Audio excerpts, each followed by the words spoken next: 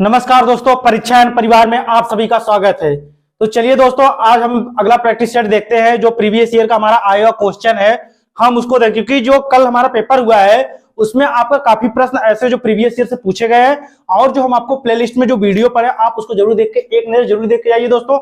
हम वही पढ़ाए हैं जिससे डायरेक्ट आपके कल प्रश्न बचे। आपके लॉरेंस गोहलबर्ग हुए, जीन पियाजे हुए, वाइगोस्की हुए, इसके बाद एनसीएफ हो गई, आपकी नई शिक्षा नीति हो गई, आरटी हो गई, सारा वीडियो उसमें पड़ा हुआ है दोस्तों। एक बार जरूर आप देख के जाइए और प्रीवियस ईयर का पेपर जो है उसको जरूर एक बार देखिए, क्योंकि उससे काफी प्रश्न आपके जो है वो कल के प्रश्न जो पेपर हुआ है हमारा उसमें आए हुए हैं। चलिए दोस्तों, आज हम लोग नया प्रैक्टिस उसको देखेंगे जो प्रीवियस ईयर का पेपर हुआ है।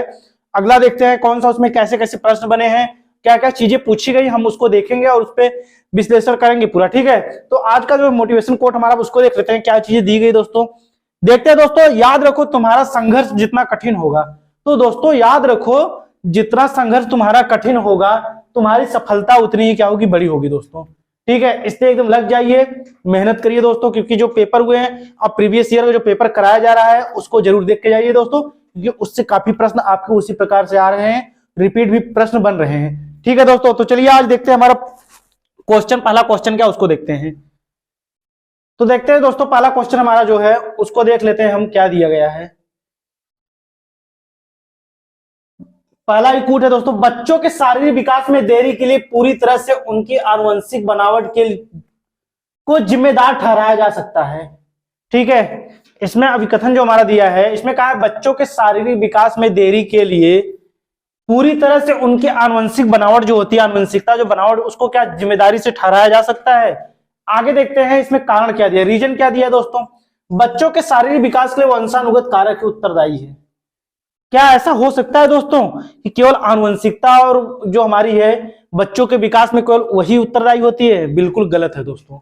आपकी जो बातें कही गई हैं आनुवंशिक बनावट के लिए केवल जिम्मेदारी ठहराया जा सकता है आनुवंशिकता, पूरी तरीके से ये गलत है। बाकी यहाँ बच्चों के शारीरिक विकास के लिए वंशानुगत कारक ही होते हैं, ये भी क्या होते हैं, गलत है दोस्तों, क्योंकि दोनों बात क्या हुई, गलत कही। क्योंकि बच्चे के विकास में दोस्तों जितना आनुवंशिकता का प्रभाव पड़ता है उतना ही क्या होता है, वातावरण का भी प्रभाव पड़ता है। बच्चा क्या करता है, अपने वातावरण के द्वारा भी बहुत कुछ चीजों को सीखता है दोस्तों। इसलिए यहाँ पर क्या होंगे, दोनों कथन जो होंगे हमारे ये गलत होंगे। ठीक है, तो ऑप्शन देख लेते हैं इसमें। पहला ऑप्शन क्या दिया है, ए और आर दोनों सही है, आर सही व्याख्या करता है, ये तो ऐसे भी गलत है। फिर दिया है ए और आर दोनों सही लेकिन आर सही व्याख्या नहीं करता, ये भी गलत है। सी दिया है ए सही है लेकिन आर क्या है, गलत है, ये भी गलत। इसमें क्या है, ए और आर दोनों गलत है। ऑप्शन डी जो दिया दोस्तों हमारा, ये क्या होगा, यही यहां पर सही होगा। क्योंकि दोस्तों बच्चों के शारीरिक विकास में चाहे आनुवंशिकता का जितना प्रभाव पड़ता है उतना ही वातावरण का भी प्रभाव पड़ता है। क्योंकि बच्चा क्या होता है, अपने वातावरण में आकर, अपने पास प्रवेश में आकर बहुत सारी चीजों को सीखता है। ठीक है, जैसे कहा गया है दोस्तों पहाड़ी क्षेत्रों में जो होते हैं उनके कद क्या होते हैं, लंबे होते हैं, और भी अधिकतर क्षेत्रों में आप चले जाइए वहां पे मतलब अलग अलग तरीके से आपके बनावट के लोग देखने को मिलेंगे। तो इस हिसाब से हमारा क्या ऑप्शन जो होगा वो दोनों गलत होंगे। चलिए नेक्स्ट क्वेश्चन चलते हैं। तो ऑप्शन कौन सा सही होगा हमारा, डी। नेक्स्ट क्वेश्चन क्या, निम्नलिखित में से कौन सा सूक्ष्म कौशल के उपयोग का एक उदाहरण है। तो कौशल जो हमारे होते हैं स्थूल कौशल और सूक्ष्म कौशल, उसमें क्या पूछा दोस्तों, सूक्ष्म कौशल कौन सा उदाहरण है। स्थूल कौशल हुए तो दोस्तों जैसे चलना फिरना, ये सब क्या है हमारे, टहलना घूमना फिरना, ये सब क्या है, ये सब हमारे कौन से कौशल, स्थूल कौशल। सूक्ष्म कौशल हुए होते हैं दोस्तों जिसमें क्या होता है, जैसे कोई भी चीजें मांसपेशियों जो हमारी मांसपेशियों के द्वारा किए जाते हैं। जैसे हम कोई कार्य करते हैं, क्या कार्य करते हैं, जैसे बागवानी करना, बटन लगाना, खाना खाना आदि जैसे क्रियाएं जो करते हैं वो क्या होता है, स्थूल कौशल। तो इसमें दिया है दोस्तों दौड़ना तो आपका ये होगा नहीं, चलना ये भी क्या होता है आपका सूक्ष्म कौशल नहीं होता दोस्तों, अभी हम बताएं स्थूल कौशल है। घसीट कर लिखना और कूदना भी नहीं होगा, ये भी कैसा कौशल है दोस्तों, तो ये स्थूल। घसीट कर लिखना अभी हम बताएं दोस्तों, बागवानी करना, बटन लगाना, घूमना फिरना, खाना खाना, ये सब चीजें कैसे हैं, घसीट कर लिखना, कैसे कौशल हमारे सूक्ष्म कौशल है। इस चीज को आप दोस्तों नोट कर लेंगे तो ऑप्शन कौन सा सही होगा हमारा, सी, जो घसीट कर लिखना, ये कौन सा कौशल होगा हमारा, सूक्ष्म कौशल होगा। चलिए नेक्स्ट क्वेश्चन देखते हैं। इनमें से कौन सा बच्चा मध्य बाल्यावस्था में होगा, इनमें से कौन सा बच्चा मध्य बाल्यावस्था में होगा, इसको देखते हैं। ऑप्शन ए दिया है, एक बच्चा जो सामाजिक भूमिकाओं की नकल करना शुरू कर रहा है काल्पनिक खेल के दौरान। नकल क्यों करना, नकल वकल नहीं करना दोस्तों। एक बच्चा जिसने नियमों के अर्थ की समझ विकसित कर लिए और तर्क कर सकता है, बात सही है। आगे देखते हैं, एक बच्चा जो संभावित कारणों की परिकल्पना कर सकता है, तदनुसार जटिल प्रयोग की योजना बनाता है, जटिल प्रयोगों की योजना नहीं बनाना है दोस्तों। फिर ऑप्शन डी हमारा दिया है, एक बच्चा जो अभी स्थूल कौशल दिखाना शुरू कर रहा है, जैसे कि एक पेंसिल और ऐसी अन्य वस्तुओं को पकड़ना, तो ये भी नहीं होगा दोस्तों। एक बच्चा जिसने नियमों के अर्थ की समझ विकसित कर ली, तर्क कर सकता है बच्चा। इसमें क्या होता है दोस्तों कि तर्क करना, अर्थों के मतलब जो भी शब्द रहते हैं उनके अर्थ को समझना, उसकी जो मानसिक क्रियाएं होती है, सोचने समझने की तर्क शक्ति जो होती है वो तीव्र हो जाती है। और हमारी जो बाल्यावस्था चलती है दोस्तों, ये कितने से कितने वर्ष तक चलती है? 6 से 12 वर्ष तक ये चलती है दोस्तों। उसी की बात ये कही गई, 6 से 12 वर्ष तक। इसमें क्या होती है, बच्चों की सोचने की, समझने की, तर्क करने की शक्ति क्या हो जाती है? मजबूत हो जाती है। वो सोचने समझने की क्षमता उनमें आ जाती है दोस्तों। तो एक बच्चा जिसने नियमों के अर्थ की समझ को विकसित कर ली और तर्क कर सकता है, कोई भी विषय वस्तु होती है उसके बारे में तर्क वितर्क वो कर सकता है। तो ऑप्शन कौन सा सही होगा दोस्तों? ऑप्शन बी हमारा जो होगा ये सही होगा। चलिए नेक्स्ट क्वेश्चन चलते हैं। फिल्मों और विज्ञापनों से व्यवहार के जेंडर उपयुक्त तरीकों के बारे में बहुत संकेत मिलते हैं। यह सामाजिकरण की संस्था के रूप में भूमिका पर क्या प्रभाव डालता है? इस सामाजिकरण की भूमिका पर क्या प्रभाव डालता है दोस्तों, इसको देखते हैं कि फिल्मों और विज्ञापनों से व्यवहार के जेंडर उपयुक्त तरीकों के बारे में बहुत संकेत मिलते हैं। यह सामाजिकरण की संस्था के रूप में क्या प्रभाव डालता है? ऑप्शन ए दिया मीडिया प्राथमिक, ऑप्शन बी दिया मीडिया द्वितीयक, इसके बाद ऑप्शन सी दिया स्कूल प्राथमिक और स्कूल द्वितीयक दिया है ऑप्शन डी।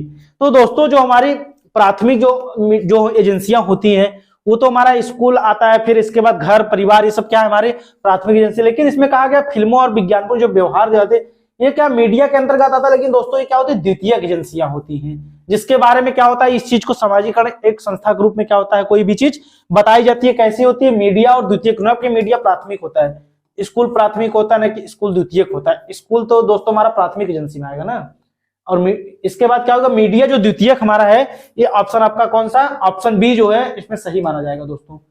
तो इसमें मीडिया और द्वितीयक को याद रखिएगा दोस्तों। चलिए नेक्स्ट क्वेश्चन चलते हैं। पूर्व संक्रियात्मक अवस्था में कौन सी संज्ञानात्मक क्षमता आती है? पूर्व संक्रियात्मक अवस्था में कौन सी संज्ञानात्मक क्षमता आती है? पूर्व संक्रियात्मक अवस्था कब से कब चलती है दोस्तों? संवेदी पेशी अवस्था, पूर्व संक्रियात्मक अवस्था, मूर्त संक्रियात्मक, औपचारिक अवस्था। जिन पियाजे ने 4 अवस्थाओं को बांटा है, मतलब अपने अवस्था को 4 भागों में। तो पूर्व संक्रियात्मक अवस्था जो चलती है हमारी कितने से 2 से 7 वर्ष तक चलती है दोस्तों। इसमें क्या कहा गया है, कौन सी संज्ञानात्मक क्षमता आती है? अमूर्त सोच की क्षमता, लक्ष्य निर्देशित व्यवहार की क्षमता, दूसरे का नजरिया लेने की क्षमता, परिकल्पना निगमात्मक सोच। तो अमूर्त सोच की क्षमता ये तो दोस्तों इसमें आती नहीं है, दूसरों का नजरिया लेने की क्षमता ये भी नहीं आती है, परिकल्पना निगमनात्मक सोच ये भी नहीं आती, इसकी क्षमता नहीं होती दोस्तों। बाकी क्या दिया, लक्ष्य निर्देशित व्यवहार की क्षमता। इसमें क्या होता है, बच्चा इसमें जो कुछ भी करता है, क्या जैसे शिक्षक कोई कार्य कर रहा है उसका मुख्य यही रहता है कि वो वही चीज करता है जितना शिक्षक के द्वारा उसको कराया जाता है, बताया जाता है। तो बच्चा वही करता है, जैसे कोई शिक्षक होमवर्क दिया तो बच्चा वही करेगा, जितना उसको होमवर्क मिला वो जाकर उस चीज को करेगा। बाकी उसका कोई केंद्र, लक्ष्य एक निर्धारित रहता है, एक केंद्र उसका बना रहता है, उसी पे क्या करता है, अपना सारा चीज उसी पे वो फोकस करता है। तो इसमें जितना शिक्षक के द्वारा बताया जाता है वही कार्य वो करता है। तो इसमें क्या होगा, लक्ष्य निर्देशित व्यवहार की जो क्षमता होती है ऐसे बच्चों में आती है। कितने से कितने वर्ष तक चलती है? 2 से 7 वर्ष तक ये अवस्था चलती है आपकी जिन प्याजे की। ठीक है, पूर्व संक्रियात्मक अवस्था। चलिए ऑप्शन कौन सा सही माना जाएगा दोस्तों? बी। चलिए नेक्स्ट क्वेश्चन चलते हैं। पियाजे के अनुसार एक शिक्षक का होना बहुत जरूरी होता है। एक शिक्षक का होना कैसा जरूरी होता है? ऑप्शन देख लेते हैं। ऑप्शन दिया गतिशील लचीला, ऑप्शन बी दिया संरचित और अन्वय, ऑप्शन सी दिया सहानुभूतिपूर्ण पारदर्शी, ऑप्शन डी दिया आंतरिक और व्यवहारवादी। तो पियाजे के अनुसार, पियाजे ने क्या बताया बच्चे के बारे में, उनका सृजनात्मक तत्वों की खोज की है। बच्चे क्या करते हैं, सृजनशील होते हैं, वो कोई न कोई चीज, नई नई चीजों की खोज करते रहते हैं। तो ऐसे में क्या होता है, पियाजे को शिक्षक क्या होना चाहिए, गतिशील और लचीला, क्योंकि सारा जो सब कुछ होता है वो शिक्षक पर ही नहीं। अगर शिक्षक एक्टिव नहीं रहेगा तो बच्चे क्या होंगे, क्लास में एक्टिव नहीं रहेंगे दोस्तों। तो एकदम बच्चे, शिक्षक जैसे जैसे क्रियाएं करेगा, शिक्षक अगर एक्टिव रहे तो बच्चे भी क्या करेंगे, एकदम एक्टिव रहेंगे। कोई भी चीज को क्या करेंगे, बहुत आसानी से सीख जाएंगे। सारे बच्चे जो क्लास करेंगे अच्छी तरीके से उस चीज को सीख जाएंगे। तो संरचित अन्वय नहीं होगा दोस्तों, रिजिड नहीं करना। फिर क्या दिया है, सहानुभूतिपूर्ण पारदर्शी, ये भी नहीं होगा। फिर ये आंतरिक व्यवहारवादी, लचीला दोस्तों, हमेशा एमसीए हमारी लचीला और गतिशील की बात करती है दोस्तों। शिक्षक कैसा होना चाहिए, एकदम मतलब सुविधादाता सुगमकर्ता के रूप में होना चाहिए। इस चीज को नोट कर लीजिए, क्योंकि इसमें अगर शिक्षक एक्टिव रहेगा तो बच्चे भी कक्षा में क्या रहेंगे, एक्टिव रहेंगे, कोई भी क्रियाएं करेंगे। तो ऑप्शन कौन सा सही होगा दोस्तों? ऑप्शन ए जो हमारा दिया गया है ये सही होगा। चलिए नेक्स्ट क्वेश्चन चलते हैं। इसमें दिया लेव वाइगोस्की के विचार में, लेव वाइगोस्की के विचार में क्या दिया गया है इसको देखते हैं। संज्ञान भाषा से स्वतंत्र है। ऑप्शन बी दिया संज्ञानात्मक विकास भाषा के विकास को निर्देशित करता है। फिर क्या भाषा संज्ञानात्मक विकास को सुगम बनाती है। ऑप्शन डी दिया संज्ञानात्मक विकास भाषा के विकास से संबंधित नहीं है। तो लेव वाइगोस्की ने क्या किया दोस्तों, इन्होंने कौन सा सिद्धांत दिया आपका? तो इन्होंने सिद्धांत दिया सामाजिक सांस्कृतिक विकास का सिद्धांत दिया है दोस्तों। तो इसमें संज्ञान भाषा से स्वतंत्र है। इन्होंने क्या किया, इन्होंने जो चीज माना है कि भाषा पहले आती है, बच्चे में क्या होता है भाषा का विकास पहले होता है, जबकि वही हमारा जो जिन प्याजे उन्होंने बच्चों के बारे में उन्होंने क्या किया विचार पहले आते हैं, उन्होंने बाद में क्या आता भाषा। तो इस हिसाब से क्या होगा दोस्तों, संज्ञान भाषा से स्वतंत्र है, ये चीज तो होगी नहीं, क्योंकि संज्ञानात्मक विकास भाषा विकास को निर्देशित करता है, ये भी नहीं होगा। भाषा संज्ञानात्मक विकास को, जो उन्होंने क्या माना भाषा जो होती है बच्चे की वो संज्ञानात्मक विकास को क्या करती है दोस्तों, सुगम बनाती है, सरल बनाती है। ठीक है, तो हमारा जो ऑप्शन होगा सी यही क्या हो जाएगा, यही सही होगा दोस्तों। बाकी संज्ञान विकास से संबंधित नहीं है, ये चीज गलत कहा, नहीं आ गया तो इसी भी गलत हो। तो ऑप्शन कौन सा सही होगा दोस्तों, ऑप्शन सी जो हमारा दिया गया है वो सही होगा। चलिए नेक्स्ट क्वेश्चन चलते हैं। लेव वाइगोस्की के अनुसार निम्नलिखित में से कौन से कारक बच्चों के संज्ञानात्मक विकास को सुगम बनाते हैं। लेव वाइगोस्की के अनुसार निम्नलिखित में से कौन से कारक बच्चों के संज्ञानात्मक विकास को सुगम बनाते हैं। ऑप्शन देख लेते हैं। ऑप्शन ए दिया है सांस्कृतिक उपकरण, ऑप्शन बी दिया है सामाजिक संपर्क, ऑप्शन सी दिया है संतुलन, और ये दिया है हमारा लास्ट पुरस्कार। तो दोस्तों उन्होंने कौन कौन उनका सिद्धांत ही क्या, सामाजिक सांस्कृतिक विकास का सिद्धांत। उन्होंने क्या बच्चों को क्या किया, समाज में एकदम खुले वातावरण में सीखने के लिए, अपनी संस्कृति अपने समुदाय के द्वारा सीखने के लिए बच्चों को माना है। ठीक है दोस्तों, तो सांस्कृतिक उपकरण हमारा सही होगा, समाज से कोरिलेट करके उन्होंने बताया तो समाज भी। ये संतुलन और पुरस्कार की बात उन्होंने नहीं की दोस्तों। ठीक है, तो इसमें ऑप्शन कौन सा सही होगा, पहला और दूसरा। देख लेते हैं किसमें सही है। तो ऑप्शन जो पहला और दूसरा हमारा है ये इसमें सी में है, तो ऑप्शन हमारा ये क्या होगा दोस्तों, सही होगा। चलिए दोस्तों देखते हैं नया क्वेश्चन जो हमारा नेक्स्ट क्वेश्चन उसको देखते हैं। एक बाल केंद्रित कक्षा में अधिगम, एक बाल केंद्रित कक्षा में अधिगम को देखना है दोस्तों। एक बाल केंद्रित कक्षा में अधिगम कैसे होता है दोस्तों, उस चीज को हम लोग देखेंगे। ऑप्शन दिया उद्दीपन प्रतिक्रिया संघों के युग्म द्वारा होता है। ऑप्शन बी दिया पुरस्कार और दंड पर निर्भर करता है। ऑप्शन सी दिया शिक्षक और छात्रों का क्या सहनिर्मित के साथ होता है, मतलब उसका साथ साथ चलते हो लोग। फिर क्या पूरी तरह से शिक्षक पर निर्भर है और छात्र की केवल भूमिका निष्क्रिय रहती है दोस्तों। ये तो आपका ऑप्शन ऐसे ही गलत हो गया। फिर क्या दिया है उद्दीपन प्रतिक्रिया संघों के युग्म द्वारा होता है, ये भी आपका ऑप्शन गलत होता है। ठीक है दोस्तों, पुरस्कार और दंड लेना नहीं हमको, शिक्षक और छात्र सह निर्मित होता है। इसमें क्या होता है दोस्तों कि बच्चों की शिक्षा जो होता है, बच्चों की रुचि प्रवृत्ति जो सीखने की उनकी जो क्षमता होती है उसके अनुसार उसके एक एक चीज को ध्यान में रखकर ही शिक्षा दी जाती है। बच्चों की जो शिक्षा होती है उसको क्या कहते हैं, शिक्षक उसकी रुचि जो होती है प्रवृत्ति होती है आदि चीजों को ध्यान में रखकर जो उसको जिज्ञासु तर्क वितर्क आदि चीजों कर उनको क्या होती है शिक्षा दी। तो शिक्षक और छात्रों द्वारा सह निर्मित है, ये ऑप्शन आपका क्या ऑप्शन सी जो होगा ये सही माना जाएगा दोस्तों। चलिए नेक्स्ट क्वेश्चन चलते हैं, देखते हैं लॉरेंस कोहलबर्ग के नैतिक विकास के सिद्धांत के किस चरण में बच्चे दूसरों के इरादों की क्या करते हैं, उपेक्षा करते हैं दोस्तों, और इसके बजाय अधिकार और नकारात्मक परिणामों के डर पर ध्यान केंद्रित करते हैं। इसको देखते हैं दोस्तों, इसमें क्या होता है देख लेते हैं।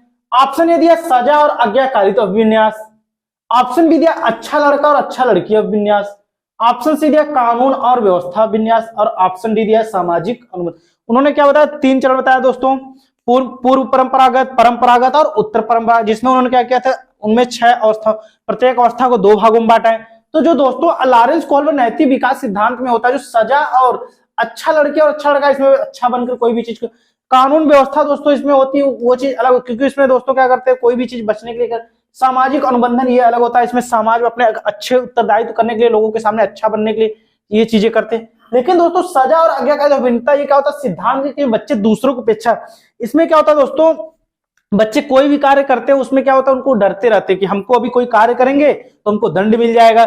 इस चीज से वो क्या करते हैं हमेशा बचने के लिए कोई न कोई कार्यों को करते रहते हैं, इसीलिए इसको क्या कहेगा सजा और आज्ञाकारिता अभिविन्यास इसी कहा गया, इस अवस्था को कहा गया। तो ऑप्शन कौन सा हमारा सही माना जाएगा, ऑप्शन ए जो है दोस्तों वो हमारा सही माना जाएगा।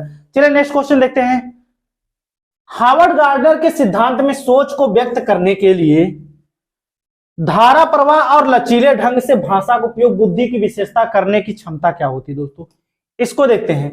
हार्वर्ड गार्डनर के सिद्धांत में सोच को व्यक्त करने के लिए, अपने सोच को व्यक्त करने के लिए क्या करना होता है दोस्तों, तो ऑप्शन देख लेते हैं दोस्तों। ऑप्शन दिया है पहला हमारा भाषाई, ऑप्शन बी दिया प्रकृतिवादी, ऑप्शन सी दिया स्थानिक और अंतर व्यक्ति दिया है। तो सोच, अपनी सोच को जो व्यक्त करते हैं, अपनी भाषा की धारा प्रवाह को जो व्यक्त करते हैं, एक दूसरे को व्यक्त करते हैं, इस चीज को दोस्तों ऐसे होते हैं जो उनमें क्या होती है, जो भाषाई बुद्धि होती है दोस्तों, जो हमारे कवि और लेखक होते हैं, ऐसे लोग क्या बनते हैं, कवि लेखक आदि बनते हो क्या करते हैं, अपनी धारा प्रवाह अपनी भाषा को क्या करते हैं, हमेशा एक दूसरे के सामने व्यक्त करते हैं। और इन्होंने क्या किया, 9 प्रकार की इन्होंने क्या की बुद्धि बताई। इनका जो बहुबुद्धि का सिद्धांत आया तो कब आया था दोस्तों, 1983 में इन्होंने बहुबुद्धि का सिद्धांत दिया था। ठीक है, उसमें इन्होंने बताया, और सिद्धांत में सोच को व्यक्त करने धारा प्रवाह और लचीले ढंग से, जो अपनी भाषाओं को, अपनी बोली जो चीजें होती है उसका एक धारा प्रवाह जो करते हैं, ऐसे व्यक्ति क्या होते हैं, वो क्या बनते हैं दोस्तों, कवि और लेखक। कवि और लेखक ऐसे व्यक्ति बनते हैं। ठीक है, तो ऑप्शन कौन सा सही माना जाएगा, भाषाई बुद्धि। इसमें क्या होती है, भाषाई बुद्धि होती है। बाकी प्रकृतिवादी अलग होते हैं, किसान, वनस्पति विज्ञान आदि। स्थानिक में अलग चीज, अंतर व्यक्ति जो स्वयं से आंतरिक रूप से अभिव्यक्त होते हैं। उस तो कौन सा दोस्तों, ऑप्शन ए जो हमारा दिया लिंग्विस्टिक, जो भाषाई बुद्धि ऐसे व्यक्ति होते हैं, कवि और लेखक बनते हो, दूसरों को सोच को व्यक्त करने के लिए धारा प्रवाह लचीले ढंग से प्रदर्शित करते हैं। चलिए नेक्स्ट क्वेश्चन देखते हैं। निम्नलिखित में से कौन सी रणनीति कक्षा व्यक्तिगत मतभेदों को पूरा करने के लिए प्रभावी नहीं है। ठीक है, क्या है, प्रभावी नहीं है दोस्तों, इस चीज को नोट करिएगा, नहीं है। ऑप्शन देख लेते हैं। ऑप्शन ए दिया, आप अपने मौखिक और गैर मौखिक संचार पर विचार करें। ऑप्शन बी दिया, मतभेदों को पहचाने और सम्मान करें। चलिए देखते हैं, आगे देखते हैं। विविध शैक्षणिक मतभेदों का प्रयोग करें। फिर क्या, छात्रों में कमियों को पहचाने और उन्हें ठीक करें। तो दोस्तों बात तो ये सही कही गई है, ये भी आपकी बात, मतभेदों को पहचाने और सम्मान करें, ये भी सही है। विविध शैक्षणिक मतभेदों को उनको जानना, उनका प्रयोग करना है, आपका ऑप्शन ये भी। लेकिन दोस्तों छात्रों की कमियों को पहचाने, क्यों, कमियों को हमें नहीं पहचानना है, उनके जो गुण दोष आदि चीजें हैं, जो कमियां उनके अंदर है दोस्तों, उसको दूर भी तो करना है हमको। जो बच्चे होते हैं, अनेक प्रकार से बच्चे आते हैं हमारे समावेशी कक्षा में, तो उनके बच्चों की जो कमियां होती हैं, उनके कमियों को उनको दूर करना, उनके गुणों दोष को हमको पहचानना है, केवल कमियों को नहीं दोस्तों, जो गुण दोष आदि चीजें होती है उनको भी देखना। तो हमारा ऑप्शन कौन सा सही माना जाएगा, ऑप्शन डी जो सही वहां पे नहीं पूछा दोस्तों, वही सही होगा दोस्तों यहाँ पर। तो ऑप्शन डी जो हमारा वो सही माना जाए, बाकी ऑप्शन आपके गलत होंगे। चलिए नेक्स्ट क्वेश्चन देखते हैं। 4 साल के राहुल को एक गुड़िया उपहार में मिलने पर वह बोला, मैं इसका क्या करूंगा, लड़के गुड़ियों से नहीं खेलते, यह क्या दर्शाता है। पहला क्या दिया है, जेंडर प्रासंगिकता, जेंडर पक्षपात, ऑप्शन बी। ऑप्शन सी दिया जेंडर रूढ़िवादिता, और ऑप्शन डी है जेंडर समता। तो दोस्तों 4 साल के राहुल जो बच्चा होता है, उसको क्या होता है, एक गुड़िया उपहार में मिलने पर वो क्या करता है कि मैं इसका क्या करूंगा, लड़के गुड़ियों से नहीं खेलते। ये तो सरासर दोस्तों क्या है, जेंडर रूढ़िवादिता जो हमारे समाज में दर्शाई गई है, ये लड़की है, ये लड़के हैं, ये चीज लड़कियां नहीं कर सकते, लड़के ये चीज नहीं कर सकते। इन सब चीजों को हमारे समाज के द्वारा क्या किया गया है, रूढ़िवादी परंपराओं को दोस्तों बनाया गया है, जो कि एकदम हमारी जो सीटेड है, जो समावेशी शिक्षा है, इस चीज को एकदम नहीं मानती। वो क्या कहती है दोस्तों, सारे बच्चे हमारे लिए क्या होते हैं, एक समान होते हैं, हमको कहीं से भी आए, किसी भी धर्म, किसी भी समुदाय, किसी भी संस्कृति, सबको एक समान शिक्षा देना है दोस्तों। तो ये क्या दर्शा रहा है, जेंडर स्टीरियोटाइप जो हमारा होता है, जेंडर रूढ़िवादिता को दर्शा रहा है दोस्तों। ठीक है, ना कि जेंडर प्रासंगिकता, जेंडर पक्षपात नहीं कर रहा, ना जेंडर समता तो एकदम नहीं कर रहा है। तो हमारा ऑप्शन जो सही होगा, सी जो हमारा ये दिया है जेंडर स्टीरियोटाइप, यही ऑप्शन हमारा क्या होगा दोस्तों, सही होगा। चलिए नेक्स्ट क्वेश्चन देखते हैं। सीखने के आकलन के बजाय सीखने के लिए आकलन सुनिश्चित करने के लिए एक शिक्षक को बचना चाहिए कि वह, देखते हैं ऑप्शन देखते हैं। शिक्षार्थियों की केवल संज्ञानात्मक क्षमताओं पर ध्यान केंद्रित करें। ऑप्शन बी दिया, शिक्षण अधिगम की दैनिक प्रक्रिया में आकलन को शामिल करें। ऑप्शन सी दिया, सीधे निर्देश की विधि द्वारा इस शिक्षण को करें। और ऑप्शन डी दिया दोस्तों, स्पर्धा जो स्पर्धा होती है, भावना को बढ़ाने के बच्चों के बीच तुलना पर जोर दे। तो तुलना हमको नहीं करना है दोस्तों। बाकी सीधे निर्देश की विधि द्वारा, सीधे हम कोई चीज बच्चों को डायरेक्ट गए क्लास में सीधे निर्देश दिए, पढ़ा दिए, इस चीज से भी तो नहीं होगा। फिर संज्ञानात्मक क्षमताओं पर केवल आ गया दोस्तों, ये तो केवल शिक्षार्थियों संज्ञानात्मक क्षमताओं पर ध्यान नहीं देना है, शिक्षण अधिगम की दैनिक प्रक्रिया को आकलन में शामिल करना है दोस्तों। गुणों दोषों आदि चीजों को हमको जानकर उनको शिक्षा देना है कि कैसे उनका आकलन करना है, न कि अब लगातार बच्चों का आकलन कर रहे हैं, पेपर एक तो डिप्रेशन वैसे पेपर कराता है, फिर हम बीच बीच में आकलन करें, ये चीज हमको नहीं करना है दोस्तों।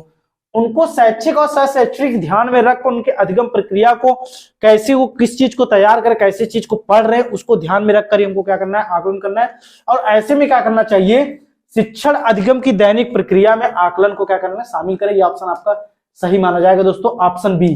ठीक है, ऑप्शन कौन सा दोस्तों सही माना जाएगा, बी, ना कि ये होगा ना ये होगा, ये सब गलत है। चलिए नेक्स्ट क्वेश्चन देखते हैं। किस तरह के प्रश्न पूछकर बच्चों में समालोचनात्मक सोच को बढ़ावा दिया जा सकता है? किस तरह के प्रश्नों को पूछकर बच्चों में समालोचनात्मक सोच को बढ़ावा दिया? ऑप्शन देखते हैं। वन अधिकार अधिनियम किस वर्ष पारित किया गया था? ऑप्शन बी दिया त्रिभुज के तीनों कोणों का योग क्या होता है? ऑप्शन सी दिया पृथ्वी के वायुमंडल की विभिन्न परतों के नाम लिखिए। और ऑप्शन डी दिया है बीजों के अंकुरण के लिए हवा की आवश्यकता होती है, सिद्ध करने के लिए एक प्रयोग की रूपरेखा तैयार कीजिए। आप ऐसे भी इसका आंसर पता हो गया दोस्तों आप लोगों को क्या हो सकता है, क्योंकि समालोचनात्मक सोच जो हमारी होती है दोस्तों, इसमें बच्चा क्या होता है, कोई भी एक चिंतन को अनेकों प्रकार से सोचता है दोस्तों। जो समस्याएं उसके दिमाग में उपस्थित होती है, बैठ जाती है, कोई भी समस्या का समाधान करने के लिए अनेकों प्रकार से वो चिंतन करता है, तर्क वितर्क करके किसी भी चीज को, समस्या को समाधान कर पाता है। तो दोस्तों जैसे कहा गया है कि ईश्वर एक है, अभी लिखने को कहा जाए ईश्वर एक है, तो बच्चे क्या करेंगे, सभी बच्चे जो होंगे कक्षा में वो क्या करेंगे, अलग अलग तरीके से उस चीज को लिख कर आएंगे, क्योंकि उनका जो चिंतन है, समालोचनात्मक चिंतन तो एक, लेकिन समस्या का समाधान करने के लिए दोस्तों अलग अलग प्रकार से उस पर वो तर्क वितर्क चिंतन करके उस चीज को लाएंगे। तो दोस्तों वन अधिकार अधिनियम इसको तो डायरेक्ट हो जाएगी। त्रिभुज के तीनों कोणों का माप ये भी होता है दोस्तों, फिर पृथ्वी के वायुमंडल में विभिन्न परतों के नाम ये भी। लेकिन दोस्तों बीजों के अंकुरण के लिए जब हम आवश्यकता होगी, हवा की आवश्यकता होती है, उसको सिद्ध करने जब हम किसी चीज पर एक्सपेरिमेंट करेंगे, प्रयोग करेंगे, कोई भी क्रिया करके जब हम सीखेंगे तो वो बहुत ही अच्छा होता है दोस्तों। इसलिए ऑप्शन कौन सा हमारा सही माना जाएगा, ऑप्शन डी जो हमारा है वो सही माना जाएगा दोस्तों। चलिए नेक्स्ट क्वेश्चन चलते हैं। एक समावेशी व्यवस्था में कौन किसकी जरूरतों के अनुसार यथोचित संयोजन करता है? समावेशी व्यवस्था दोस्तों जो हमारी समावेशी कक्षा होती है उसमें देखते हैं। इसमें क्या होता है, अभिभावक स्कूल की जरूरतों के अनुसार होने चाहिए। जो अभिभावक हैं क्या वो स्कूल के जरूरतों के अनुसार होने चाहिए दोस्तों। चलिए नेक्स्ट देखते, स्कूल छात्र की जरूरतों के अनुसार होना चाहिए, छात्र स्कूल की जरूरतों के अनुसार होना चाहिए, कि छात्र शिक्षक की जरूरतों के अनुसार होना चाहिए दोस्तों। इस चीज को दोस्तों एकदम देख लेते हैं हम लोग। तो ऑप्शन जो हमारा दिया है, अभिभावक स्कूल की जरूरतों के अनुसार होना चाहिए, ये चीज तो कभी स्कूल की जरूरत अभिभावक कैसे हो सकते हैं दोस्तों, स्कूल छात्र की जरूरत के अनुसार होना चाहिए। बात तो छात्र स्कूल की जरूरत है, छात्र जो होते स्कूल की जरूरत के अनुसार होना चाहिए, ये भी आपका गलत है। फिर छात्र शिक्षक की जरूरत के अनुसार होना चाहिए, ये तो समावेशी शिक्षा और बाल केंद्रीय शिक्षा को ही पूरी तरीके से गलत कर रहा है। तो स्कूल जो होना चाहिए दोस्तों हमारा, ये छात्र की जरूरत के अनुसार होना चाहिए। जो हमारी शिक्षा दी जाती है, छात्र को तो बाल केंद्रीय शिक्षा मानकर कोई भी कार्य को हम करते हैं, तो इसमें क्या होगा, स्कूल जो होगा दोस्तों वो छात्र की जरूरत को ध्यान में रखकर ही होना चाहिए, उसके अनुसार। तो ऑप्शन कौन सा हमारा सही माना जाएगा दोस्तों, ऑप्शन बी जो है वो हमारा सही माना। चलिए नेक्स्ट क्वेश्चन चलते हैं। वे छात्र जिन्हें क्या दिक्कतें होती, उन्हें पाठ पढ़ने और लंबे अंशों को समझने में लगातार चुनौतियों का सामना करना पड़ता है। पाठ को पढ़ने और लंबे अंशों को समझने में दोस्तों नोट करेंगे। पहला हमारा क्या दिया, प्रमस्तकी घात, बी दिया है गुणज वैकल्प, सी हमारा दिया है पठन वैकल्प, और डी क्या दिया गतिमान। एक बार देखते हैं, सेरेब्रल पैल्सी, इसके बाद डिस्कैल्कुलिया, डिसलेक्सिया, लोकोमोटर डिसेबिलिटी दिया दोस्तों। एक ही चीज को देखेंगे तो उसको पढ़ने में और किसी भी चीज को समझने में, उसके अंशों को समझने में, पठन विकार जो होता है दोस्तों वो हमारा क्या होता है, डिसलेक्सिया होता है दोस्तों। इस चीज को आप देख के जाएंगे। ऐसे में हिंदी, एक बार जब बाइलिंगुअल पेपर था उसको इंग्लिश में जरूर ध्यान दीजिएगा, इन सब प्रश्न में बहुत दिक्कत होती है दोस्तों। देखिए तो प्रमस्तिष्क घात होगा नहीं, डिस्कैल्कुलिया तो होगा नहीं, गलती संबंधी है दोस्तों। बाकी गतिमान, लोकोमोटर, ये क्या होता है दोस्तों, किसी भी उसके जो बॉडी पार्ट होते हैं उसमें कोई दिक्कत होती है, अस्थि में उसके मतलब कोई दिक्कत होती है, हाथ पैर आदि, तो लोकोमोटर। बाकी डिसलेक्सिया ये क्या होती है दोस्तों, पठन विकार, इसी को हम कहते हैं डिसलेक्सिया को, पठन वैकल्प या पठन विकार। इसमें क्या होती है, किसी भी चीज को पढ़ने में उसको कठिनाई होती है। ठीक है दोस्तों, तो ऑप्शन कौन सा हमारा सही माना जाएगा, ऑप्शन सी है जो वो हमारा सही माना जाएगा। चलिए नेक्स्ट क्वेश्चन चलते हैं। सुविधाहीन और वंचित समूहों के शिक्षार्थियों को संबोधित करने के लिए एक शिक्षक को क्या करना चाहिए। जैसे जो सुविधा से हीन है दोस्तों, और वंचित समूह से जो आते हैं बच्चों, उनको संबोधित करने के शिक्षक को क्या करना चाहिए? सभी छात्रों में अपनेपन की भावना को बढ़ावा देना चाहिए। चलिए आगे देखते हैं। छात्रों की कमजोरी को सबके सामने उजागर करना चाहिए। इन छात्रों को एक अलग संकाय में ही पढ़ाना चाहिए। फिर क्या है? सभी छात्रों के लिए मानकीकृत पाठ्यक्रम का प्रयोग करना चाहिए। तो स्टैंडर्डाइज तुमको करना नहीं दोस्तों, मानकीकृत नहीं करना है। फिर क्या? इन छात्रों को अलग संकाय, समावेशी शिक्षा हमारी कभी नहीं कहती दोस्तों, ये कहती है कोई बच्चा किसी भी धर्म, किसी समुदाय, किसी संस्कृति से आता है, किसी भी वर्ग से आता है, हमको क्या करना है? सभी बच्चों को समान शिक्षा देना है दोस्तों। इस चीज को, ये भी आपका गलत माना जाएगा। छात्रों की कमजोरी को सबके सामने उजागर करना है, ये कहां से सही होगा दोस्तों? सभी छात्रों में अपनेपन की भावना को बढ़ाना चाहिए। जो छात्र हमारे आते हैं कहीं भी, किसी भी, क्योंकि छात्र हमारे कहीं किसी अलग अलग प्रकार, अलग अलग वर्ग से आते हैं दोस्तों कक्षा में, तो एक शिक्षक को क्या करना चाहिए? सभी को समान साथ लेकर चलना चाहिए। उनके जो भी चीजें होती है उनको क्या करना चाहिए? बढ़ावा देना चाहिए। तो ऑप्शन कौन सा हमारा सही माना जाएगा? ऑप्शन ए जो है हमारा वही सही माना जाएगा दोस्तों। चलिए नेक्स्ट क्वेश्चन चलते हैं। विविध आवश्यकताओं वाले शिक्षार्थियों वाली कक्षा में शिक्षक को निम्नलिखित के लिए विकल्प उपलब्ध नहीं करने चाहिए। किसके लिए विकल्प उपलब्ध नहीं करने चाहिए? जो विभिन्न आवश्यकता वाले जो शिक्षार्थी होते हैं कक्षा में, शिक्षक को निम्नलिखित किसके लिए विकल्प नहीं उपलब्ध करने चाहिए? ऑप्शन देखते हैं। सामग्री का प्रस्तुतिकरण, ऑप्शन बी दिया हमारा संचार और अभिव्यक्ति दोस्तों, ऑप्शन सी दिया है सूचना के दृष्टिकोण, और ऑप्शन डी दिया हमारा शिक्षार्थियों के बारे में रूढ़िबद्धता। इस चीज को आप नोट कर लेंगे दोस्तों। सामग्री का प्रस्तुतिकरण करके शिक्षा अधिगम सामग्री को और ही रोचक बना सकते हैं। उनकी जो पढ़ने की शैली होती है, उनको अच्छे से कोई भी चीज हम टेलम के माध्यम से बच्चों को क्रिया करके कोई भी चीज अच्छे से सिखा सकते हैं। संचार और अभिव्यक्ति करके, संचार के माध्यम से एक दूसरे को, वार्तालाप के माध्यम से एक दूसरे की अभिव्यक्ति को हम समझ कर भी उनको क्या करते हैं? कक्षा कक्षा में कोई भी चीज सिखा सकते हैं।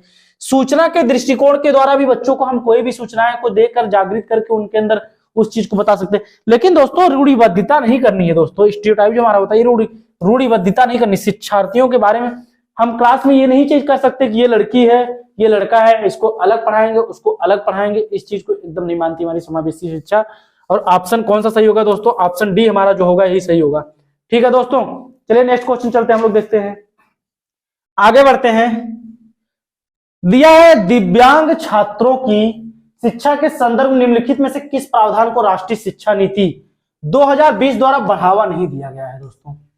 जो दिव्यांग छात्र हमारे होते हैं उनको क्या करना होता है कि किस संदर्भ में किस प्रावधान राष्ट्रीय शिक्षा नीति जो हमारी 2020 आई है किसमें बढ़ावा नहीं दिया है? ऑप्शन देख लेते हैं। ऑप्शन ए दिया उपयुक्त इमारती ढांचा तैयार करना, ऑप्शन बी दिया प्रत्येक विद्यार्थी के लिए एक शिक्षा और निजी शिक्षक होने चाहिए। बात तो सही गई उसने। इसके बाद अनिवार्य विशेष शिक्षा, फिर उपयुक्त तकनीकी सुविधाएं, बात ये भी सही है। उपयुक्त ढांचा तैयार करना, ये भी, क्योंकि अनेकों प्रकार से बच्चे को हम क्या कर सकते हैं उसमें बहुभाषी, कहीं भी किसी भी भाषा से बच्चे आ रहे हैं उनको मान्यता देना है दोस्तों। फिर दिया गया प्रत्येक विद्यार्थी के लिए एक शिक्षा और शिक्षक, ये भी सही।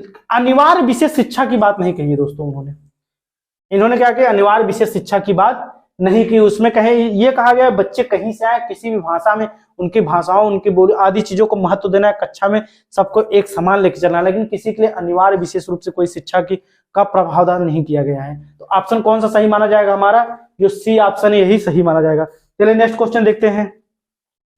बच्चे किस तरह सीखते हैं? बच्चे जो हमारे होते हैं दोस्तों किस तरह सीखते हैं?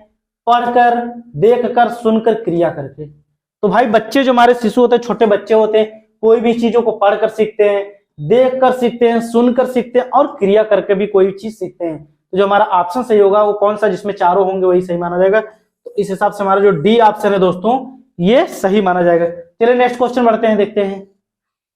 दिया है एक शिक्षक को अपने विद्यार्थियों को किसी प्रश्न का उत्तर देने के लिए सहज अनुमान लगाने के लिए क्या करना चाहिए? एक शिक्षक को अपने विद्यार्थियों में किसी प्रश्न को हल करने के लिए सहज अनुमान लगाने के लिए क्या करना चाहिए? चलिए देखते हैं। ऑप्शन ए दिया है प्रोत्साहित करना चाहिए, अनदेखा करना चाहिए, दंडित करना चाहिए और अवरुद्ध करना चाहिए। ये तो दोस्तों ऑप्शन ऐसे ही आपको लग गए होंगे, देख के तुरंत इस प्रश्न को हल कर लेंगे। किसी प्रश्न, अगर कोई बच्चा कक्षा में अगर प्रश्न करना चाहता है तो हमको क्या करना है? उसकी जिज्ञासा को शांत नहीं करनी है दोस्तों, तुरंत उसकी बातों को उसको जानकर उसके उत्तर को देना, उसको समझना क्या चीज होकर। ऐसे में कोई बच्चा अगर कुछ कहना चाहता है हम उसको क्या करेंगे, इंकरेज करेंगे दोस्तों, प्रोत्साहित करेंगे कि हाँ आप इस चीज को कहिए, इसे बोलिए, न कि इग्नोर नहीं करना है, पनिश दंडित नहीं करना, रेस्ट्रेंट नहीं करना, अवरुद्ध नहीं करना, रुकावट नहीं, बैठ जाओ तुमको ये चीज नहीं आता, ये सब चीजें दोस्तों हमारी समावेशी शिक्षा के खिलाफ है। और उनको क्या करना है दोस्तों, ऑप्शन ए जो हमारा दिया प्रोत्साहित करना है दोस्तों उनको। ठीक है, चलिए नेक्स्ट क्वेश्चन चलते हैं। एक शिक्षक को उन गतिविधियों को बढ़ावा देना चाहिए जो होती, ऑप्शन ए दिया अस्पष्ट, ऑप्शन बी दिया सांस्कृतिक रूप से उपयुक्त, ऑप्शन सी दिया अत्यंत जटिल, ऑप्शन डी दिया अर्थहीन। तो एक शिक्षक को उन गतिविधियों को बढ़ावा देना चाहिए जो क्या होते हैं दोस्तों कि अस्पष्ट तो होगा नहीं, अत्यंत जटिल की बातें हमको करनी नहीं है, अर्थहीन तो एकदम नहीं होगा दोस्तों, सांस्कृतिक रूप से उपयुक्त होते हैं। क्योंकि एक शिक्षक को उन गतिविधियों को बढ़ावा देना चाहिए जो क्या होते हैं सांस्कृतिक रूप से क्या होते हैं, उपयुक्त होते हैं। क्योंकि बच्चे क्या होते हैं दोस्तों, समाज के द्वारा अपने क्या होते हैं व्यवहारों के द्वारा ही कुछ ना कुछ वो सीखते रहते हैं। और सबसे अच्छा अपने पर्यावरण, अपने आसपास वातावरण के द्वारा जो चीज सीखते हैं, अपने संस्कृति के द्वारा, अपने समाज के द्वारा, अपने समुदाय के द्वारा, वो चीज उनके व्यवहार में अगर वो चीज सीखते हैं तो उनको बहुत टाइम तक याद है, बहुत अच्छी चीजों को वो सीखते हैं। इसलिए कौन सा ऑप्शन हमारा सही होगा, ऑप्शन बी जो दिया दोस्तों ये हमारा ऑप्शन सही होगा। चलिए नेक्स्ट क्वेश्चन चलते हैं। एक शिक्षक को ऐसी गतिविधियों की रूपरेखा तैयार करनी चाहिए जो किस चीज को बढ़ावा दे। एक शिक्षक को ऐसी गतिविधियों को तैयार करना चाहिए जो किस चीज को बढ़ावा दे। ऑप्शन देखते हैं दोस्तों, ए दिया निराशा, बी दिया अभिसारी उत्तर, सी दिया अपसारी सोच और डी दिया मात्र रटन। रटना उठना नहीं है दोस्तों, निराशा होपलेस भी नहीं करना है, अभिसारी कन्वर्जन तो करना नहीं है, क्या करना है दोस्तों अपसारी। एक शिक्षक को ऐसी गतिविधियों में बच्चों को क्या करना चाहिए, बच्चे क्या होते हैं वो सृजनशील होते हैं, हमेशा कक्षा में उनको क्या करना, कोई भी चीज अगर कर रहे हैं उनको एकदम खुला छोड़ दीजिए, हाँ आप इस चीज को कर सकते हैं, ये चीज बता सकते हैं। तो अब सारी चिंतन का मतलब ही दोस्तों कि क्या होता है, ऐसे बच्चे क्या होते हैं सृजनशील होते हैं, प्रतिभाशाली होते हैं, वो कुछ ना कुछ करने के लिए हमेशा क्या करते हैं, नई नई चीजों की खोज करते हैं, नई नई चीजों को सीखते रहते हैं। तो क्या होता है अपसार का मतलब ही तो दोस्तों क्या होता है फैलाव, कोई भी चीज होती है वो क्या होती है फैलती रहती है। ऐसे में हम क्या करेंगे, इस चीज को क्या करेंगे और अपसार करेंगे। ठीक है, तो ऑप्शन कौन सा हमारा सी जो हमारा वो ऑप्शन सही होगा दोस्तों। अपसारी सोच, अपसारी चिंतन क्या करना चाहिए, हमको बढ़ावा देना चाहिए। चलिए नेक्स्ट क्वेश्चन चलते हैं। समकालीन सिद्धांतों के अनुसार सीखना प्राथमिक रूप से एक गतिविधि किस चीज की है। समकालीन सिद्धांतकारों जो हमारे उसके अनुसार सीखना क्या है, यांत्रिक है, व्यवहारवादी है, निष्क्रिय है कि सामाजिक है। तो मैकेनिकल नहीं होगा दोस्तों, बिहेवियरिस्टिक भी नहीं होगा, निष्क्रिय तो एकदम नहीं होगा, क्या होगा सीखना सामाजिक। अभी सामाजिक की बात करते आ रहे हैं दोस्तों। समकालीन सिद्धांतों के अनुसार जो सीखना प्राथमिक रूप से क्या होता है, ये सामाजिक प्रक्रिया दोस्तों। क्योंकि बच्चा जो कुछ भी होता है हमेशा वो क्या करता है अपने समाज में रहकर ही उस चीज को क्या करता है अच्छे से सीखता है, उसको समझता है। ठीक है, तो कौन सा ऑप्शन सही होगा दोस्तों, ऑप्शन जो डी होगा हमारा ये सही होगा। चलिए नेक्स्ट क्वेश्चन चलते हैं, देखते हैं। अभिकथन कूट दिया, अभिकथन एक शिक्षक को छात्रों के बीच समस्या समाधान रणनीतियों के विकास की सुविधा प्रदान करनी चाहिए। एक शिक्षक को छात्रों के बीच समस्या समाधान जो आती है उसकी रणनीतियों के विकास की सुविधाएं प्रदान करना चाहिए। बात तो सही गई है। चलिए देखते हैं कारण क्या है, रीजन क्या है इसका, तर्क देख सकते हैं। जो कारण दिया है, समस्या समाधान की रणनीतियां अधिगम में सुधार करती हैं। बात सही है, हम जो भी रणनीति बनाएंगे, अगर कोई बच्चे को किसी चीज में दिक्कत हो रही है तो हम अनेक शिक्षण विधियों का प्रयोग करेंगे, टीएलएम के माध्यम से उनको समझाएंगे, हाँ ये ऐसी चीज होता है बेटा, ऐसे इस चीज को सिखाया जाता है। और समालोचनात्मक चिंतन को बच्चे क्या होते हैं, अभी हम बताएं आपको, समस्या एक चिंतन होता है, उस पर अनेक प्रकार से तर्क वितर्क करके सीखते, उसे समालोचनात्मक चिंतन कहते हैं। एक चिंतन को अनेक प्रकार से क्या होते हैं, अनेक कोई समस्या होती है उसको अनेक प्रकार से सीखना। जैसे अभी कोई भी चीज कहा जाए, चलो ठीक है लिख दीजिए हाँ इस टॉपिक पे, तो बच्चे लिख के लाएंगे, हाँ अलग अलग प्रकार से अलग अलग चीजों को उसमें लिख के लाएंगे। देख लेते हैं, बात ये भी सही बात है। तो देखते हैं दोनों ऑप्शन कहाँ दिया गया है, ए और आर दोनों सही है और आर सही व्याख्या करता है, कि हमारा ऑप्शन यही मिल गया जो कि ए सही है, बाकी ये सब क्या है गलत है दोस्तों। ठीक है दोस्तों, चलिए नेक्स्ट क्वेश्चन चलते हैं। नेक्स्ट क्वेश्चन देखते हैं, छात्रों के बीच भ्रांतियों को क्या करना चाहिए, निर्मित करना चाहिए, पहचानना चाहिए, अनदेखा करना चाहिए, प्रचारित करना चाहिए। जो छात्रों के बीच भ्रांतियां होती है दोस्तों उसको क्या करना चाहिए, हमको उनको क्या करना चाहिए, निर्मित करना चाहिए नहीं, अनदेखा भी नहीं करना चाहिए और प्रचारित, बल्कि उनको क्या करना चाहिए आइडेंटिफाई करना चाहिए, उनको क्या करना चाहिए, उनको पहचानना चाहिए। जो कुछ भी उनके अंदर भ्रांतियां होती हैं, कोई चीज डरते रहते हैं, हम ये चीज नहीं कर पाएंगे, ये चीज नहीं सीख सकते हैं, ऐसे करने में उनको दिक्कत परेशानी आती है, तो हमको उसको क्या करना है, उसको पहचान कर उसकी समस्या का समाधान करना है दोस्तों। तो ऑप्शन जो सही होगा वो कौन सा सही होगा, हमारा जो बी ऑप्शन है ये क्या होगा, सही होगा। चलिए नेक्स्ट क्वेश्चन चलते हैं। छात्रों में भय का भाव, छात्रों में भय का भाव क्या होता है? अधिगम में काफी सुधार लाता है, अधिगम के लिए हानिकारक है, अधिगम के लिए आवश्यक है, कि अधिगम पर कोई प्रभाव नहीं डालता है। तो छात्रों में अगर भय का भाव रहेगा तो दोस्तों क्या अधिगम में काफी सुधार करता है? कहां से अधिगम में सुधार करेगा? आप उसको एकदम डरा दीजिए कक्षा में, अब कुछ कर ही ना पाए, वो बोल ही ना पाए, कहां से उसके अधिगम में कोई चीज सीख पाएगा? नहीं सीख पाएगा। अधिगम के लिए आवश्यक है, अरे तो अधिगम के लिए कहां से आवश्यक? अभी मार के दो थप्पड़, इसके बाद कहें कि चलो ये चीज तुम बता दो, तो कहां से उसके लिए आवश्यक होगा? सीख पाएगा तो अंदर अंदर उसको क्या रहेगा? भय हो जाएगा ना, कि सर के सामने जाएंगे, अभी सर मारेंगे हमको, ये चीज नहीं बता पा रहे हैं 3 दिन 4, ये सब चीजें नहीं करनी है दोस्तों। एकदम अधिगम पर कोई प्रभाव नहीं पड़ता है, कैसे नहीं प्रभाव पड़ेगा? जब तक सीखेगा नहीं प्रभाव कैसे नहीं? अधिगम के लिए क्या होता है? हानिकारक होता है दोस्तों। ठीक है, छात्रों में हमको भय का माहौल एकदम नहीं करना चाहिए। बच्चों को एकदम सहपाठियों जैसा व्यवहार करना चाहिए, उनको एकदम सीखने के लिए एकदम खुला छोड़, हाँ आप सीख सकते हैं, इस चीज को कर सकते हैं, उनके मनोबल को, उनको प्रोत्साहित हमेशा करना चाहिए दोस्तों। ठीक है, तो ऑप्शन कौन सा हमारा सही जाएगा? हमारा जो बी ऑप्शन है दोस्तों, ये सही माना जाएगा। चलिए नेक्स्ट क्वेश्चन बढ़ते हैं। निम्नलिखित में से कौन सा विकल्प छात्रों को महारत हासिल करने हेतु सीखने के लिए प्रेरित करेगा? कौन सा विकल्प छात्रों को महारत हासिल करने के लिए सीखने? योग्यता की चाह, प्रसिद्धि की चाह, धन की चाह, कि सत्ता की चाह? अब कोई चीज अगर छात्र को, मतलब छात्र क्या रहेंगे? आंतरिक रूप से उनको अब प्रेरित रहेंगे। जब तक दोस्तों अब प्रेरित अगर किसी कार्य को करने के लिए नहीं रहेंगे तो उस कार्य को करने में उनकी रुचि नहीं होगी दोस्तों। सबसे बड़ी बात यह है, अगर प्रेरित आप रहेंगे तो आपको उस कार्य को करने में रुचि भी लगेगी, आप उस कार्य को आसानी से कर भी सकते हैं। तो उनको चाह किस चीज की रहेगी? प्रसिद्धि की चाह रहेगी? बिल्कुल नहीं। धन की चाह रहेगी? बिल्कुल नहीं। सत्ता की, पावर की चाह थोड़ी रहेगी, इलेक्शन थोड़ी ना उसको लड़ना है, उसको तो कोई भी चीज रहता है दोस्तों पढ़ना है। तो क्या रहती है दोस्तों? योग्यता की चाह रहती है, कि वो क्या रहता है? आंतरिक रूप से, बाह्य रूप से अब प्रेरित रहता है किसी भी चीज को करने के लिए, कि हमको ये चीज करना चाहिए, हमारी इसमें चीज, अगर उस चीज को नहीं करेगा, जब तक अब प्रेरित नहीं रहेगा तब तक उस चीज को नहीं कर सकता है। चलिए नेक्स्ट ऑप्शन कौन सा सही माना जाएगा दोस्तों? ऑप्शन जो हमारा ए दिया है सही माना जाएगा। चलिए नेक्स्ट क्वेश्चन देखते हैं, और हमारा लास्ट क्वेश्चन आज का है, अर्थपूर्ण अधिगम को सुसाध्य करने के लिए एक शिक्षिका को क्या करना चाहिए? अर्थपूर्ण अधिगम को सुसाध्य बनाने, सुसज्जित बनाने के लिए एक शिक्षिका को क्या करना चाहिए दोस्तों? ऑप्शन देख लेते हैं। ऑप्शन दिए, छात्रों के बीच सहयोग को हतोत्साहित करना। काहे हतोत्साहित करेंगे? डिस्करेज काहे करेंगे दोस्तों? ऑप्शन दिया, छात्रों के बीच प्रतिस्पर्धा को प्रोत्साहित करना। चलिए देख लेते हैं। विषय वस्तु को रटने पर बल देना, रटना अपना नहीं है। सम प्रत्ययों की समझ को महत्व देना चाहिए दोस्तों। सम, अब बात तो छात्रों पर प्रतिस्पर्धा नहीं करना है दोस्तों, प्रतिस्पर्धा हमको नहीं बनाना है, बल्कि क्या करना? संप्रत्यों की समझ को महत्व देना। जो उनके अनेक प्रकार से जो बच्चे आते हैं कक्षा में, उनके अधिगम को सुसाध्य करने के लिए जो संप्रत्यय होते हैं, मानसिक रूप से, शारीरिक रूप से उनको क्या करना? हमको तैयार करना, कि बच्चे आप इस चीज को सीख सकते हैं, कक्षा में अच्छी तरीके से कोई भी चीज समझ सकते हैं। इस हिसाब से कौन सा ऑप्शन हमारा सही होगा दोस्तों? ऑप्शन जो डी हमारा दिया है, उनके संप्रत्यों को महत्व देना चाहिए, ना कि दोस्तों स्पर्धा, रटना, सहयोग, हतोत्साहित नहीं करना चाहिए दोस्तों। सहयोग की बात तो सही, लेकिन यहाँ पर हतोत्साहित दे दिया है। तो दोस्तों आज के लिए बस इतना ही। बाकी हमारे चैनल को आप एकदम शेयर करिए, लाइक कीजिए, सब्सक्राइब कीजिए, कमेंट कीजिए दोस्तों, एकदम शेयर, जब जीव जान लगा के एकदम दोस्तों लग जाइए, जो कि हम लोग लगे, एकदम शेयर कीजिए हमारे चैनल को, एकदम सब एक दूसरे के शेयर कीजिए, क्योंकि हमारे सारे शिक्षक बंधु जो एकदम लग गए हैं दोस्तों। पेपर आपका जो अभी आया है, जो चलेगा आपका काफी दिन तक, एकदम लग जाइए। प्रीवियस ईयर सारे क्वेश्चन कराए जा रहे हैं, कोई भी दिक्कत आप कमेंट सेक्शन में उस चीज को पूछ सकते हैं दोस्तों। बाकी आप साथ दीजिए, बाकी हम लोग एकदम लगे हुए हैं। तो आज के लिए बस इतना ही। आप सभी का बहुत बहुत धन्यवाद।